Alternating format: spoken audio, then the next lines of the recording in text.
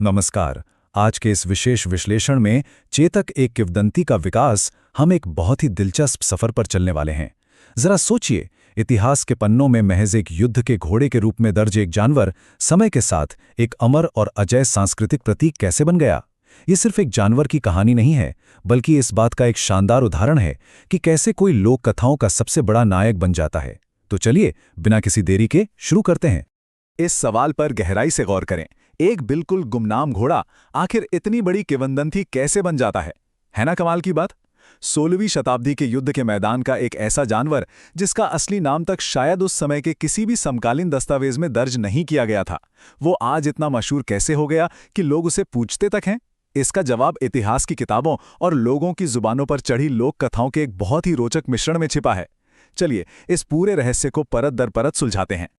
तो सबसे पहले बात करते हैं भाग 1 की, हल्दी घाटी का युद्ध।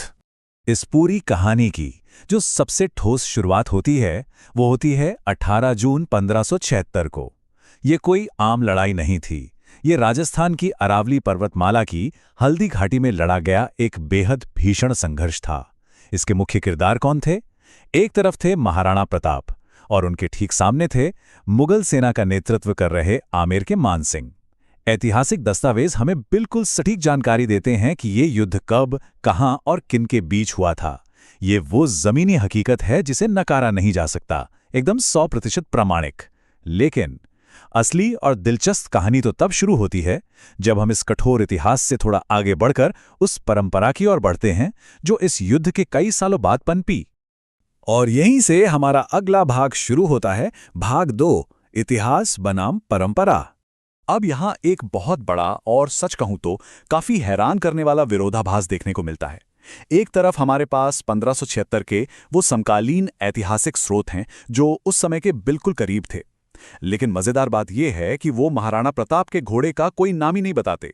और तो और उन दस्तावेजों में घोड़े द्वारा किए गए किसी भी असाधारण कारनामे का कोई जिक्र तक नहीं है। पर दूसरी तरफ हमारी बेहद समृद्ध और भावनात्मक परंपरा है। परंपरा कहती है कि उस बहादुर घोड़े का नाम चेतक था। उसे इस महान काम के लिए याद किया जाता है कि उसने बुरी तरह घायल महाराणा प्रताप को युद्ध के मैदान से सुरक्षित बाहर निकाला और फिर अपनी गंभीर चोटों के कारण अपनी जान दे दी। तो ये बिल्कुल स्पष्ट है, एक तरफ एकदम खामोश इतिहास है और दूसरी तरफ एक बेहद भावुक, वीर रस से भरी वो कहानी जो सीधे दिल को छू लेती है। तो ये कहानी आई कहां से? आइए देखते हैं भाग 3 में, खुम्माण रासो गाथा गीत। अब सवाल ये उठता है कि ये वीर रस से भरी कहानी आखिर आई कहां से? देखिए, किसी भी किंवदंती का निर्माण रातों रात नहीं होता। इसे ऐसे समझिए, 1576 में हल्दी घाटी का युद्ध होता है, लेकिन तब घोड़े का कोई नाम नहीं था।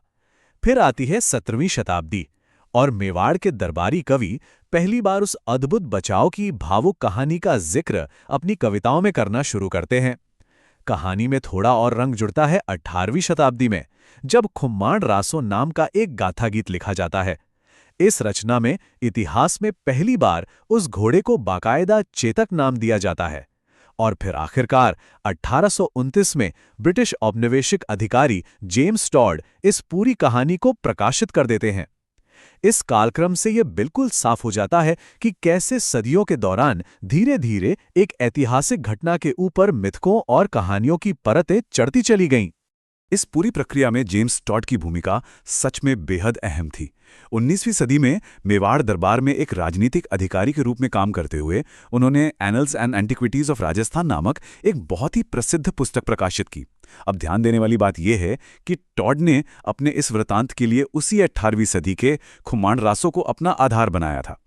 उनके द्वारा छापी गई वो कहानी इतनी ज्यादा लोकप्रिय हुई कि आज वही चेतक की सबसे प्रामाणिक किंवदंती मानी जाती है। एक तरह से कह सकते हैं कि जेम्स टॉड ने एक स्थानीय लोक कथा को उठाया और उसे हमेशा के लिए अंतर्राष्ट्रीय साहित्य के पन्नों में अमर कर दिया। जेम्स टॉड के विवरण में एक बहुत ही काव्यात्मक और कह सकते हैं एकदम रोमानी वाक्यांश का इस्तेमाल किया गया था। नीले घोड़े का सवार। 1829 के उस वृत्तांत में महाराणा प्रताप को इसी खूबसूरत नाम से पुकारा गया है। ये साफ दिखाता है कि 19वीं सदी तक आते आते ये पूरी कहानी कितनी ज्यादा काव्यात्मक और भावनात्मक हो चुकी थी। अब वो घोड़ा सिर्फ एक युद्ध का जानवर या महज एक सवारी नहीं रह गया था, बिल्कुल नहीं। अब वो एक महाकाव्य का, नीले रंग का, जादुई और बेहद वीर हिस्सा बन चुका था।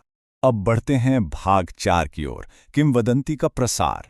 समय बीतने के साथ चेतक और महाराणा प्रताप की ये कहानी महज राजस्थान की सीमाओं के भीतर ही सिमट कर नहीं रह गई। ये बंगाल और भारत के कई अन्य हिस्सों तक बहुत तेजी से फैल गई। और होता भी यही है। कोई भी लोक कथा जब अपने मूल स्थान से निकलकर दूसरी जगहों तक पहुंचती है तो वो अक्सर एक नया, कहीं ज्यादा बड़ा और व्यापक अर्थ ग्रहण कर लेती है। इस कहानी ने भी एक बहुत ही शक्तिशाली प्रतीक का रूप ले लिया। ब्रिटिश औपनिवेशिक कब्जे के खिलाफ राष्ट्रीयवादी प्रतिरोध का एक मजबूत प्रतीक। ये देखना सचमुच अद्भुत है कि कैसे एक क्षेत्रीय लोक कथा को पूरे देश ने ब्रिटिश राज के खिलाफ अपने कड़े संघर्ष और देशभक्ति की भावना को व्यक्त करने के लिए अपना लिया। विदेशी आक्रमण के खिलाफ प्रताप का वो ऐतिहासिक संघर्ष आधुनिक स्वतंत्रता संग्राम के लिए एक बेहतरीन और आदर्श प्रेरणा बन गया। और अब हमारे विश्लेषण का अंतिम हिस्सा, भाग 5, एक नायक के स्मारक। किसी भी नायक की कहानी तब और भी ज्यादा स्थायी और वास्तविक लगने लगती है जब उसे पत्थर और धातु में उकेर दिया जाता है। चेतक की ये किंवदंती सिर्फ किताबों, दरबारी कविताओं या नारों तक ही सीमित नहीं रही। इसका आज के आधुनिक भारत के परिदृश्य पर एक बहुत ही गहरा और स्थायी भौतिक प्रभाव पड़ा है। जरा इन स्मारकों को देखिए। पहला, उदयपुर के मोती मगरी पार्क में एक बहुत ही शानदार घुड़सवारी की मूर्ति है जिसे मेवाड़ के शासक भगवंत सिंह ने स्थापित करवाया था। इसके अलावा जोधपुर शहर में भी एक बड़ी और प्रमुख मूर्ति शान से खड़ी है। और इन सब में सबसे खास है राजसमंद जिले में हल्दी घाटी के पास बना चेतक स्मारक। ये ठीक उसी जगह को चिन्हित करता है जहां परंपरा के अनुसार ऐसा माना जाता है कि चेतक ने अपने प्राण त्यागे थे। लोक कथाओं में सच में इतनी ताकत होती है कि वो हमारे भूगोल और हमारे आधुनिक परिदृश्य को अपने सांचे में ढाल सकती हैं। और ये सभी स्मारक इस बात का एकदम जीता जागता प्रमाण हैं। तो अब जब हम इस रोमांचक विश्लेषण के बिल्कुल अंत पर पहुंच चुके हैं, आइए एक बेहद अहम और गहरे सवाल पर विचार करते हैं। एक नायक के निर्माण में क्या ऐतिहासिक सत्य अधिक मायने रखता है या फिर एक पौराणिक प्रतीक? 1576 के उन पुराने दस्तावेजों का वो गुमनाम घोड़ा और लोगों के दिलों में बसने वाला वो वीर नीले घोड़े का सवार। देखा जाए तो दोनों ही अपने अपने तरीके से बिल्कुल असली हैं। इतिहास हमें तथ्य देता है, वास्तविकता का आईना दिखाता है, लेकिन किंवदंतियां हमें वो सब देती हैं जिसकी हमें एक समाज के रूप में सबसे ज्यादा जरूरत होती है। प्रेरणा, अदम्य साहस और एक ऐसा नायक जिस पर हम गर्व कर सकें। इस दिलचस्प सवाल पर जरूर विचार कीजिएगा। इस विशेष विश्लेषण में अंत तक साथ बने रहने के लिए बहुत बहुत धन्यवाद।